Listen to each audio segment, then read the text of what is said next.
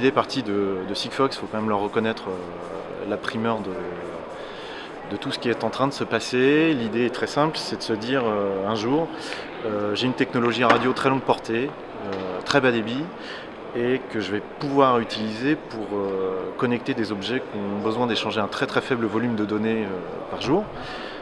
Là où finalement la 2G et la 3G ne remplissent pas la promesse du M2M depuis 10 ans.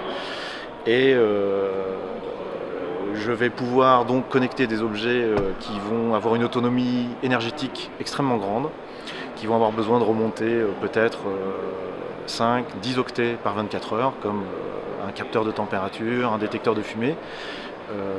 Des objets extrêmement simples qui vont remonter un Keep Alive au quotidien et puis pouvoir remonter en temps réel une alerte.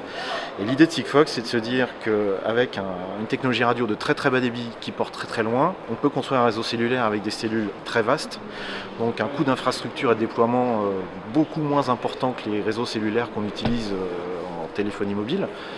Donc un investissement pour l'opérateur qui est très réduit et une qualité de service exceptionnelle pour l'utilisateur, mais très différente et très complémentaire de ce qu'on fait aujourd'hui en 2G et en 3G jusqu'à présent.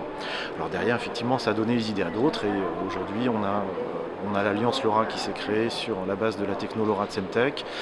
On a Huawei qui lance son propre service suite au rachat de Neul en septembre dernier. Et on voit aujourd'hui que tous les opérateurs cellulaires de la planète sont interrogés sur leur stratégie long terme, Low Power Wide Array Network, qui est le dénominatif qui a été donné à ce nouveau type de réseau cellulaire. Et tous s'interrogent sur le partenaire qu'ils vont choisir pour déployer.